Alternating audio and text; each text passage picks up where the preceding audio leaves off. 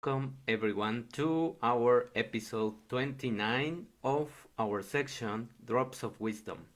In today's episode, we are going to talk about the book Inner Engineering by Sadhguru, and we are going to start discussing the topic about shaping your inner world.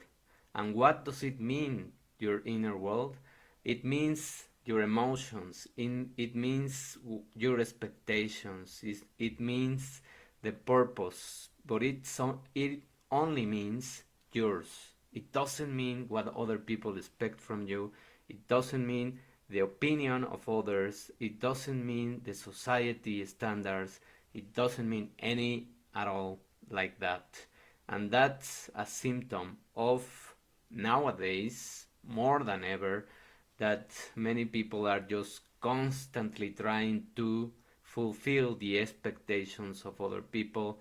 Other people are trying to just comply with the standards of success or things that you are supposed to be, you are supposed to have at certain stage of your life. So if you are constantly being demanding by those expectations, then you are certainly not living your life, and most likely you are constantly feeling frustration or um, low self value or low self esteem. The perception of the world is one of the biggest assets that you have to really enjoy what you are living. No one can take away your perception unless you give it away by falling for an external agenda, which is what most of the population did during the past 2 years, just following an agenda, following the thread of fear, the thread of things that were happening, and by following that, of course, our energy was completely drained. And even when we fall for that, even when we 2 years we were under the stress, under the things that were happening, you can still recover and you can still reclaim your life, and you can always connect with the most important world that is within you, the world of your emotions, the world of how you really feel, and the world that you are going to really tap into your emotional self. The short answer for many of these things is that people are constantly looking for these shortcuts, constantly looking for the easy option, constantly looking for the true self that other people are expecting, and succeeding probably in just one area, which is the material wealth or the things that can be initially effective, but in the end, if you are just pursuing that, then most likely you can get to the top, be successful, but not feeling the satisfaction that you expected. So I will tell you a story that comes in this book that is pretty funny and ironic because many people fall for these things. So it is an Indian story that shows how ironic life can be and how fulfilling the expectations of others and society is not going to give you lasting fulfillment for you. The story goes like this. One day a pheasant complained to a bull, saying, "My wings are so weak, I'll never reach the top of this tree and take in the view." The bull said the pheasant that should eat a small piece of dung each day. Doing so would make it stronger, and eventually the pheasant would be able to reach the uppermost branches. The pheasant took the bull advice, and he or it ate the dung. Imagine eating that crap. And it worked. That's the funny part. The bird became stronger and eventually was able to fly up, perching on the treetop. But then a farmer, walked by and seeing the big juicy pheasant on the branch, he shot it out of the tree and cooked it for dinner.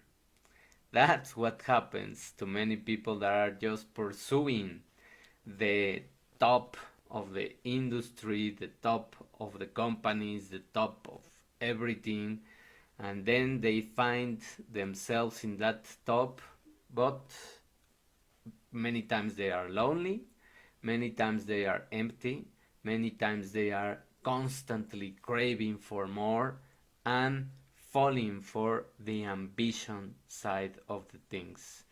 And that's the trick about balancing what do you really want in your life. So if you follow the story, the same goes for people. Bullshit will only take you so far to the top of the tree so that you become an easy target for many things. And that's what we have seen also in many companies, that the CEOs or directors or all of these people are just more, have a more hectic life, have a more busy life, and have more, the threat that they can be fired at any point when the company is not doing good. So, how much do you want to be just on the top? And that's it. Well, the main quote of this book is: to truly find fulfillment, you need to notice how you experience the world inside of you.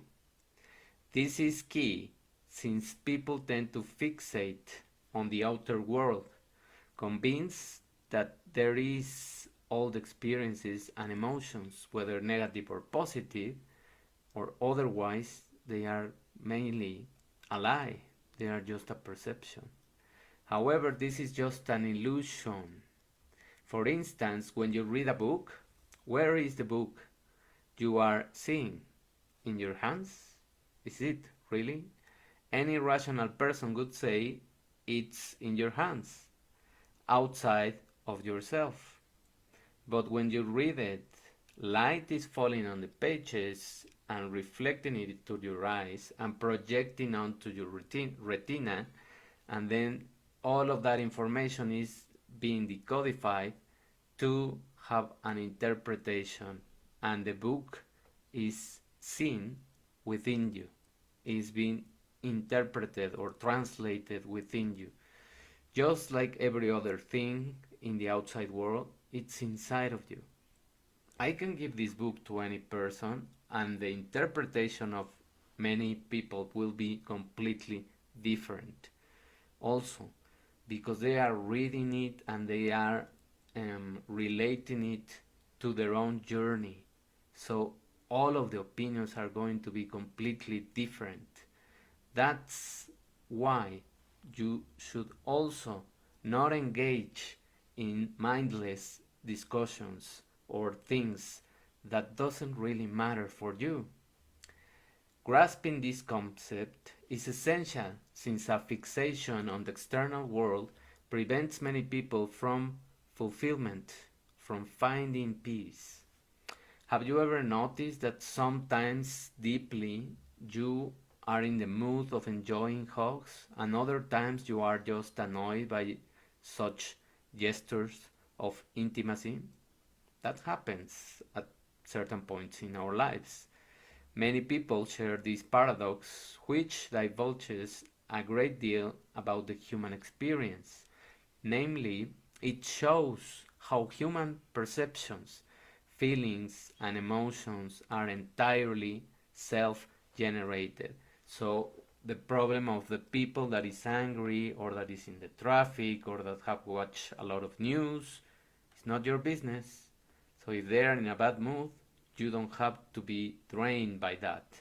You don't have to feel personal the things that they might say or do. So that's the separation between their world and your own world. It is not just objects in the world like books, food, and houses that are perceived within yourself. The same is true for the way you feel. If somebody yells at you, you might respond with fear or with anger. Those are some of the most common options. Such reactions are unconsciously produced by your body, but you have the ability to make them conscious and control them if you start knowing more your own reactions, your own issues, your own triggers, and your own emotional wounds. If you start acknowledging the information that every emotion can give you and how that path is going to signal to certain things that has to be work and that you really need to translate into a learning lesson of your own life. So I hope that this reflection and this kind of content is being resonating with you. If you like the video, if you like the message, please just share with me a reaction, a comment, or a share if you are in the mood. And thank you for that. Thank you for listening. Thank you for connecting here. We will listen to each other next Wednesday. Bye.